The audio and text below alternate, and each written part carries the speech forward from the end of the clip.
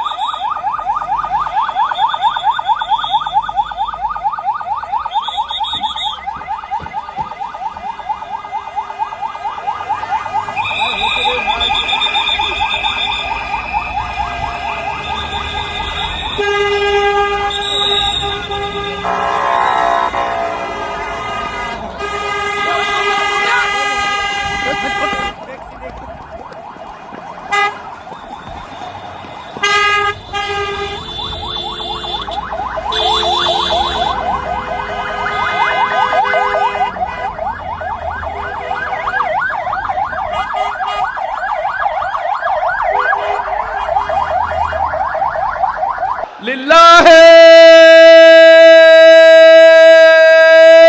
তাকবীর।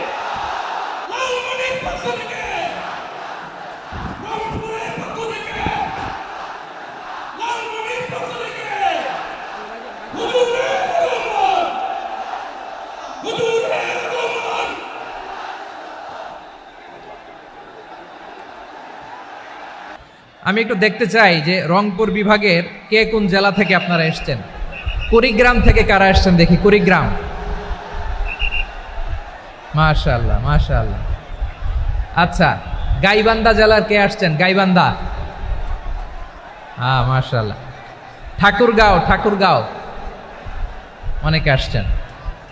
দিনাজপুর জেলা থেকে মাশাআল্লাহ। নীলফামারী,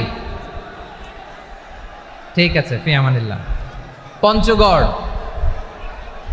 অনেক আসছে। রংপুর, রংপুর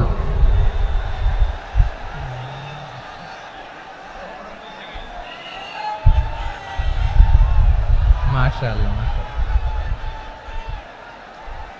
মাশাআল্লাহ, ঠিক আছে। লালমনিরহাটের কারা দেখি, লালমনিরহাট।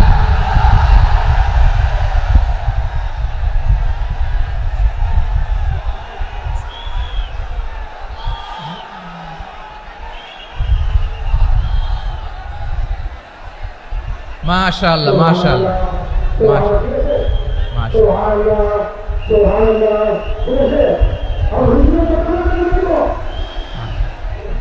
ঠিক আছে ঠিক আছে।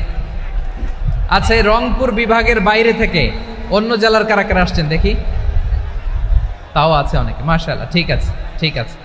আজকের প্রোগ্রামে উপস্থিত আছেন প্রধান অতিথি হিসেবে অধ্যক্ষ আসাদুল হাবিব দুলু ভাই, সাংগঠনিক সম্পাদক বিএনপি, জাতীয় নির্বাহী কমিটির সভাপতি, জেলা বিএনপি লালমনিরহাট। বিশেষ অতিথি হিসেবে আমাদের অনেক ভাইরা এসছেন, সবাইকে শুকরিয়া জানাই। সভাপতিত্ব করছেন জনাব আব্দুল হাকিম। আইন শৃঙ্খলা বাহিনী, প্রশাসন, ভলান্টিয়ার্স, শুনেছি আমি প্রায় 5,000 ভলান্টিয়ার্স আপনারা নিয়োগ দিয়েছেন। আলহামদুলিল্লাহ আলহামদুলিল্লাহ, অনেক গোছালো প্রোগ্রাম। আমার প্রাণ ঢালা ভালোবাসা জানবেন, আমার হৃদয়ের গহীন থেকে ভালোবাসা নেবেন, শুভেচ্ছা জানবেন সবাই। ঠিক আছে ঠিক আছে। প্রিয় ভাইরা, আমরা আর কাল বিলম্ব না করে মূল আলোচনায় চলে যেতে চাই। আজকে যে টপিকের উপর আমি কথা বলবো, টপিকটা হচ্ছে peaceful coexistence and communal harmony, শান্তিপূর্ণ সহাবস্থান এবং সাম্প্রদায়িক সম্প্রীতি। আমাদের বাংলাদেশে সাম্প্রদায়িক সম্প্রীতি আছে না নাই? আবহমান কাল থেকে আমরা মুসলিম, হিন্দু, বৌদ্ধ, খ্রিস্টান, পাহাড়ি, নৃগোষ্ঠী মিলেমিশে একাকার, আমরা সবাই মিলে বাংলাদেশ। আওয়াজ করে বলেন ঠিক কিনা? আমাদের পারস্পরিক সম্প্রীতি, ভালোবাসা, সৌহার্দ্যপূর্ণ আচরণ, বোঝাপড়া, এটা বেশ মজবুত, বেশ মজবুত। তবে মাঝে মাঝে আমাদের এই সম্প্রীতির ভেতরে অনেকে ফাটল ধরাতে চায়। আমরা যে সুখে আছি, শান্তিতে আছি, এটা অনেকের ভালো লাগে না, ঠিক কিনা বলেন? আমাদের মধ্যে সাম্প্রদায়িক সম্প্রীতি, সৌহার্দ্যপূর্ণ আচরণ, ভালোবাসা, এটা আবহমান কাল ধরে আছে। তার প্রমাণ, আমরা তাফসিরুল মাহফিলের আয়োজন করলে আমাদের হিন্দু ভাইরা ডিস্টার্ব করে না, ঠিক কিনা? এবং আমি যদি বলি হাত তোলেন, হিন্দু ধর্মের কারা কারা এসেছেন, কত শত কত হাজার যে হাত উঠবে, আপনি অবাক হয়ে যাবেন। আমি চাচ্ছি না হাত উঠাতে। খুলনাতে সর্বশেষ যে আমি প্রোগ্রাম করে গেলাম, সেখানে কয়েকশো হিন্দু ভাই আসছে আমাদের আলোচনা শুনতে, আলহামদুলিল্লাহ। অনেক বৌদ্ধরা আসে, অনেক খ্রিস্টানরা আসে। এবার সফরেও অনেক হিন্দু ভাইরা আমার সাথে দেখা করেছে, তারা বলেছে হুজুর আমরা আপনার আলোচনা শুনি, আলহামদুলিল্লাহ বলেন। So it's our responsibility to present our religion to our non-Muslim brothers and sisters. আমাদের অমুসলিম ভাই বোনদের কাছে ইসলামের সৌন্দর্য তুলে ধরা, এটা আমাদের দায়িত্ব। We all are the ambassador of Islam. আমরা প্রত্যেকে দায়িত্বশীল, আমরা প্রত্যেকে এক একজন ইসলামের অ্যাম্বাসেডর, আলহামদুলিল্লাহ বলেন। এজন্য এমনভাবে দ্য বিউটি অফ ইসলাম, ইসলামের সৌন্দর্য আমাদেরকে ফুটিয়ে তুলতে হবে, যাতে করে নন মুসলিমরা শাহাদা পড়ে, কালিমা পড়ে মুসলমান হয়ে যায়। অনেক নন মুসলিম ভাই বোন আমাদের হাতে শাহাদা পড়ে, কালিমা পড়ে মুসলমান হয়েছে, অনেক। সো আমরা যেন ইসলামের বিউটিটাকে তুলে ধরতে পারি, এবং এই যে সম্প্রীতি, এটাকে যেন আমরা অটুট রাখতে পারি। আদতে আদতে বাংলাদেশের ইতিহাস বলে আমাদের দেশে কোনো দাঙ্গা নাই, আছে? লালমনিরহাটের ভাইয়ের আওয়াজ করে বলেন, আমাদের দেশে হিন্দু মুসলিম দাঙ্গা আছে? আমরা ভাই ভাই, আওয়াজ করে বলুন তো, আমরা কি ভাই ভাই? কিন্তু কিছু দুষ্ট লোক আছে, তারা আমাদের সম্পর্কের মধ্যে ফাটল ধরাতে চায়, ঠিক কিনা বলেন? মাঝে মাঝে ঝগড়া লাগাতে চায়। দেখবেন পত্রপত্রিকায় দেখা যায় বিভিন্ন ধর্মীয় উপাসনালয়গুলোতে হামলা চালানো হয়। এগুলো রাজনৈতিক উদ্দেশ্য প্রণোদিত, এগুলোর সাথে ইসলামের কোনো সম্পর্ক নাই। এজন্য এই দুর্বৃত্তদের ব্যাপারে আমাদের সাবধান থাকতে হবে। আমরা সবসময় যেমনি ঐক্যবদ্ধ, ইউনাইটেড, আমরা যদি এরকম ইউনাইটেড থাকি, এই সমস্ত দুর্বৃত্তদের কালো হাত ভেঙে দিতে আমাদের 1 ঘন্টাও লাগবে না। চিল্লায় বলো ঠিক কিনা? আমরা সংঘবদ্ধ থাকবো। এই যে আমাদের পিসফুল কোএক্সিস্টেন্স, শান্তিপূর্ণ সহাবস্থান। হিন্দুরা পূজা করে, যেদিন হিন্দুদের পূজা অনুষ্ঠান, আমরা ওই দিন তাফসির মাহফিল করি না, ঠিক কিনা বলেন? যেদিন আমাদের তাফসিরুল কোরআনের প্রোগ্রাম, ওই দিন আমাদের হিন্দু ভাইরা ডিস্টার্ব করে না। সুবহানাল্লাহ। হিন্দুদের পূজা অনুষ্ঠানে মাদ্রাসার ছাত্র যে পাহারা দেয়, গোটা বিশ্বে এরকম দৃষ্টান্ত নজির বিরল, ঠিক কিনা বলেন? আইন শৃঙ্খলা বাহিনীর পাশাপাশি মাদ্রাসার ছাত্ররা যে সেখানে পাহারা দেয়, গোটা পৃথিবীতে এই দৃষ্টান্ত আপনি পাবেন না। মাদ্রাসার ছাত্ররা তারা তো কোরআনের ধারক, তারা হাদিসের ধারক, তারা কেন মন্দির পাহারা দিবে? এই সম্প্রীতিকে ধরে রাখার জন্য, এই সৌহার্দ্যকে ধরে রাখার জন্য, আমাদের পারস্পরিক ভালোবাসাকে অটুট রাখার জন্য। আওয়াজ করে বলতে হবে, ঠিক কিনা? এখন বলেন, আমাদের এই ভালোবাসা অটুট থাক, আমরা চাই কি চাই না? আমরা হিন্দু মুসলিম মিলেমিশে শান্তিপূর্ণ সহাবস্থান, সাম্প্রদায়িক সম্প্রীতি, লালমনিরহাটের ভাইয়ের আওয়াজ করে বলুন, এই সাম্প্রদায়িক সম্প্রীতি আমরা চাই কি চাই না? আল্লাহ এই দেশকে তুমি বরকতময় করো, বাংলাদেশকে তুমি শান্তিময় করো। আওয়াজ করে সবাই বলেন আমিন। এই জায়গাটাতে সামান্য একটু আওয়াজ হচ্ছিল, এটাও থেমে গেছে। আলহামদুলিল্লাহ, আলহামদুলিল্লাহ। এখন একেবারে everything is in my control. মাশাআল্লাহ। ঠিক আছে, আমি মূল আলোচনায় যাই। প্রিয় ভাইরা, আমি বলেছিলাম আমার আলোচনার বিষয় হচ্ছে শান্তিপূর্ণ সহাবস্থান, সাম্প্রদায়িক সম্প্রীতি। আমরা দেখব ইসলাম আমাদেরকে কি কি দিক নির্দেশনা দেয়। শান্ত হইতে হবে। খরগোশের কানের মতো কান দুটো আমার দিকে করে রাখেন। আমি এখনো উঠে যাব, হাত নাড়ায় লাভ নাই, আমি উঠে যাব। তাকায় থাকো আর কান খাড়া, আওয়াজ হবে না। হ্যাঁ, মাশাআল্লাহ, মাশাআল্লাহ। ঠিক আছে, আমরা দেখবো যে রাসূল সাল্লাল্লাহু আলাইহি ওয়াসাল্লাম এই পিসফুল কোএক্সিস্টেন্সের জন্য আমাদের কি শিখিয়েছেন, কি কি গাইডলাইন দিয়েছেন। আমরা 1, 2, 3, 4 করে এগুলো আপনাদের সাথে শেয়ার করব। আমি আপনাদের খেদমতে সূরাতুল আনআমের 108 নম্বর আয়াত তেলাওয়াত করেছি। এখানে আল্লাহ রাব্বুল ইজ্জা ওয়াল জালাল তিনি ইরশাদ করছেন, ওয়ালা তাসুব্বুল্লাযীনা يدعون من دون الله فيسبوا الله عدوا بغير علم كذلك زينا لكل أمة عملهم ثم إلى ربهم مرجعهم فينبئهم بما كانوا يعملون رب العالمين বলেন, গোলাম ও আমার ইমানদার বান্দারা, শোনো শোনো। ও আমার বিশ্বাসী বান্দারা, শোনো শোনো। লা তাসুব্বুল্লাযীনা ইয়াদউনা মিন দুনিল্লাহ ফায়াসুব্বুল্লাহা আদওয়াম বিগাইরি ইলম।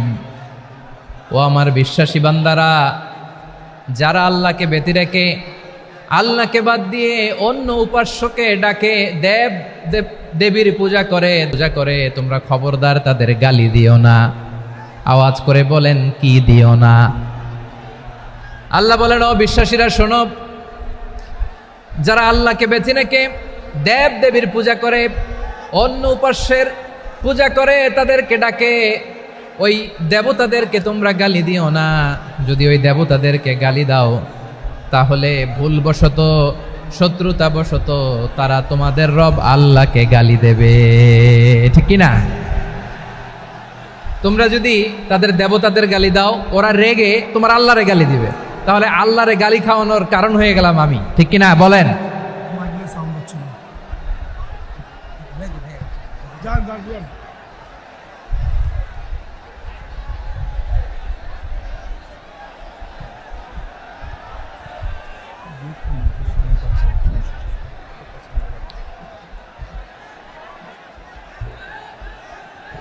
সম্মানিত ভাইয়েরা, এত বিশাল প্রোগ্রাম, মাইকের একটা সেটআপ থাকে, তারগুলো অনেক সময় নড়ে যায়, ধাক্কা ধাক্কিতে ডিসপ্লেস হয়, একটু ঝামেলা হবে।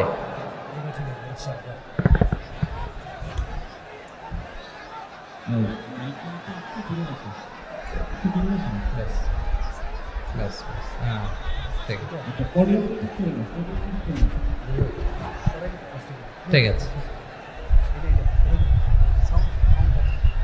একটু সমস্যা হবে মাঝে মাঝে। আপনারা শান্ত থাকলে, শান্ত থাকতে হবে। এইভাবে সাউন্ড নাই, এই নাই, এই বলতে বলতে আমার সময়ও নাই, উঠে যেতে হবে, এগুলো বোকামি। এই বিভাগীয় প্রোগ্রামগুলোতে যাই, চিৎকার চেঁচামেচি করে তোমরা আসো, সময় শেষ আমাকে উঠে যেতে হয়। আমরা তো বঞ্চিত হলাম। গুরুত্বপূর্ণ অনেক কথা শোনাবো তোমাদের, অনেক। প্রিয় ভাইরা, আপনারা শান্ত হয়ে বসুন, শান্ত হয়ে। রব্বুল আলামিন বলেন, খবরদার বিশ্বাসীরা, আল্লাহ ছাড়া যারা অন্যান্য উপাস্যদেরকে ডাকে, দেবতাদেরকে ডাকে, তাদেরকে তোমরা গালি দিও না। ওই সমস্ত দেবতাদেরকে যদি তোমরা গালি দাও তাহলে তারা আল্লাহকে গালি দিবে, ঠিক কিনা বলেন? আমরা দেবতাদের গালি দিলে ওরা আল্লাহকে গালি দিবে। রব্বুল আলামিন বলেন, খবরদার দেবতাদেরকে গালি দিও না, তাহলে ওরা তোমার রব আল্লাহরে গালি দেবে। প্রতিটি জাতির জন্য তাদের কাজকে আমি আল্লাহ সুশোভিত করে রেখেছি। তারা সবাই একদিন আমার কাছেই ফিরে আসবে। এরপর আমি রব্বুল আলামিন তাদের আমলনামা তাদেরকে জানিয়ে দেব। সুবহানাল্লাহ পড়ে। প্রিয় ভাইয়েরা, আল্লাহ তাআলা বলেছেন, খবরদার গালি দিও না। আদেশটা কার? আওয়াজ করে বলেন তো। হিন্দুদের দেবতা দেবদেবীদেরকে গালি দেওয়া যাবে না। আওয়াজ করে বলুন প্রিয় ভাইয়েরা, এই আদেশটা কার? এই আপনাদের গলার আওয়াজ। অন্য ধর্মের দেবতাদেরকে যে গালি দেওয়া যাবে না, এই আদেশটা কার? আরো জোরে বলুন, কার? গালি দিবেন কোন দেবতাকে? দিবেন? যদি দেন তাহলে ওরা আল্লাহরে গালি দিবে। তাহলে আল্লাহরে গালি খাওয়াইলো কে? আপনি, ঠিক কিনা বলেন? আমি আল্লাহকে গালি খাওয়ানোর কারণ হলাম। কারণ আমি যদি গালি না দিতাম ওরা আমার রবকে গালি দিত না। আওয়াজ করে বলেন ঠিক কিনা? তাহলে প্রিয় ভাইয়েরা, ইসলাম আমাদেরকে শিখায়, সূরাতুল আনআমের 108 নম্বর আয়াত থেকে আমরা বুঝলাম, কোনো ধর্মকে ছোট করা যাবে না। অন্য ধর্মকে ছোট করা মানে ইসলামকে ছোট করা। অন্য ধর্মের দেবতাকে গালি দেওয়া মানে আল্লাহকে গালি খাওয়ানো। আওয়াজ করে বলেন ঠিক কিনা? খবরদার, এটা করা যাবে না। আর অন্য ধর্মের দেবতাকে যদি আপনি গালি দেন, ওরা ইসলাম থেকে দূরে সরে যাবে। যাও ইসলামের প্রতি আকৃষ্ট হয়েছিল আর কোনোদিন ইসলামের ধারে কাছে আসবে না। আওয়াজ করে বলেন ঠিক কিনা? এজন্য কখনো কোনোদিন অন্য ধর্মের দেবতাদেরকে গালি দেয়া যাবে না। অন্য ধর্মের কোনো দেবতাদেরকে আমরা গালি দিব না, গালি দিব না। বরং ইসলামের beauty, the beauty of Islam, ইসলামের সৌন্দর্যকে আমরা তুলে ধরব। আমরা যদি বিশ্বনবী সাল্লাল্লাহু আলাইহি ওয়াসাল্লামের জীবনের দিকে তাকাই, তাহলে আমি দেখব বিষ্ণু ইসলাম মক্কাতে কিংবা মদিনাতে অন্য ধর্মের লোকদের সাথে খুব পিসফুলি লাইফ লিড করেছেন। হোক মুশরিক, হোক খ্রিস্টান, হোক ইহুদি, বিশ্বনবী সবার সাথে মিলেমিশে ছিলেন। আলহামদুলিল্লাহ বলেন। ইসলাম হচ্ছে পিসফুল রিলিজিয়ান। অন্য ধর্মের প্রতি সহনশীলতার সবক ইসলাম আমাদেরকে দেয়। কিন্তু প্রতিটি মুসলিমের এটা মনে রাখতে হবে, আল্লাহর কাছে পছন্দনীয় গ্রহণযোগ্য ধর্ম জীবনাদর্শ একটি, সেটা হচ্ছে ইসলাম। আওয়াজ করে বলেন সেটা কি? লালমনিরহাটের ভাইয়েরা আওয়াজ করে বলুন, আল্লাহর কাছে মনোনীত ধর্ম একটি, সেটা কি? এজন্য রব্বুল আলামিন বলেন, ইন্নাদ-দীনা ইনদাল্লাহিল ইসলাম, আল্লাহর কাছে মনোনীত গ্রহণযোগ্য অ্যাকসেপ্টেড ধর্ম মতাদর্শ একটা, সেটা হলো ইসলাম। ইসলাম ছাড়া অন্য কোনো ধর্ম যদি কেউ তালাশ করে, তার ওই ধর্ম আল্লাহ গ্রহণ করবে না। ومن يبتغي غير الإسلام دينا فلن يقبل منه وهو في الآخرة من الخاسرين.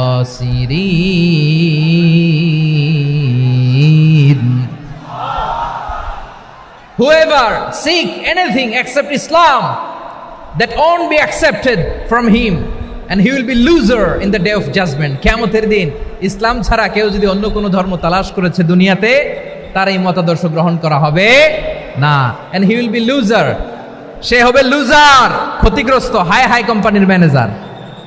ওর আমও শেষ, সালাও শেষ। আওয়াজ করে বলেন ঠিক কি না? এজন্য ইসলাম পেয়ে আমরা খুশি না বেজার? প্রত্যেক নামাজ শেষে আমরা আল্লাহরে বলি, আল্লাহ রাদিতু বিল্লাহি রাব্বা ওয়া বিল ইসলামি দীনা ওয়া বি মুহাম্মাদিন নাবিয়ান ওয়া রাসূলা। ও আল্লাহ, তোমারে রব হিসেবে পেয়ে আমরা খুশি। ও আল্লাহ, ইসলামকে ধর্ম হিসেবে পেয়ে আমরা খুশি। বিশ্বনবীকে আমাদের রাসূল পেয়ে আমরা খুশি। ঠিক কিনা বলেন? ইসলাম ছাড়া অন্য কোনো ধর্ম আমরা গ্রহণ করব না। ঠিক কিনা বলেন? আল্লাহর কাছে অ্যাকসেপ্টেড রিলিজিয়ান একটা, সেটা ইসলাম। তো বিশ্বনবী সাল্লাল্লাহু আলাইহি ওয়াসাল্লাম মক্কাতে কিংবা মদিনাতে খুব পিসফুলি এক্সিস্ট করেছেন। যে কোনো ধর্মের সাথে মিলেমিশে চলেছেন। তার প্রমাণ আমরা যদি রাসূল সাল্লাল্লাহু আলাইহি ওয়াসাল্লামের বায়োগ্রাফির দিকে তাকাই তাহলে দেখব তিনি মুশরিকদের সাথে পিস ট্রিটি করেছেন, শান্তি চুক্তি, পিস ট্রিটি, পিস এগ্রিমেন্ট। আপনারা হুদাইবিয়ার সন্ধির নাম শুনেছেন? আমার লালমনিরহাটের কলিজার টুকরা ভাইয়েরা, হুদাইবিয়ার সন্ধির নাম আপনারা শোনেন নাই? 6ষ্ঠ হিজরিতে বিষ্ণু ঈসা ইসলাম মুশরিকদের সাথে এই ট্রিটি করেছেন, চুক্তি। কাদের সাথে? মুশরিকদের সাথে। আমরা তো মুসলমান বসতে পারি না, আমরা দুই মুসলিম ভাই একসাথে বসে চা খেতে পারি না, গল্প করতে পারি না। বিষ্ণু ঈসা ইসলাম মুশরিকদের সাথে ট্রিটি করেছেন, হুদাইবিয়ার সন্ধি। এই সন্ধির আগে মক্কা থেকে কেউ মদিনায় যেতে পারে না, মদিনা থেকে কেউ মক্কায় যেতে পারে না, কিন্তু এই সন্ধির পরে ট্রাফিক স্বাভাবিক হয়ে গেল। মক্কার লোকেরা মদিনায় আসতে পারে, মদিনার লোকেরা মক্কায় আসতে পারে। এটাকে বলে সুলহে হুদাইবিয়া, the peace agreement of Hudaybiyyah, শান্তি চুক্তি। আমরা পৃথিবীতে এখন অনেক শান্তি চুক্তির নাম শুনি, এগুলো সব the piece treaty of Hudaibiya থেকে কপি করা। আল্লাহু আকবার। তাহলে বিশ্বনবী সাল্লাল্লাহু আলাইহি সাল্লাম তিনি যে শান্তিপূর্ণ সহাবস্থানে বিশ্বাসী ছিলেন, মুসলমানেরা যে অন্য ধর্মের প্রতি সহনশীল, তার প্রমাণ হচ্ছে এই পিস ট্রিটি। শুধু তাই নয়, মাইকের সাউন্ডটা একটু বাড়ায় দিতে হবে, খুব দুর্বল, একটু মজবুত করতে হবে, আর একটু ক্লিন করতে হবে, আর সবগুলা জায়গায় সাউন্ড যাচ্ছে কিনা একটু ক্রস চেক করতে হবে। হ্যাঁ, পাবেন দিচ্ছে mike operator, he is trying his level best, দিচ্ছে। মাইক অপারেটর যিনি আছেন, প্রতিটি জায়গায় প্রতিটি সাউন্ড বক্সে যেন আওয়াজ পাওয়া যায়, একটু ক্রস চেক করেন, সাউন্ডটাকে একটু স্ট্রং করে দেন। হ্যাঁ, ঠিক আছে, মাশাআল্লাহ। এদিকে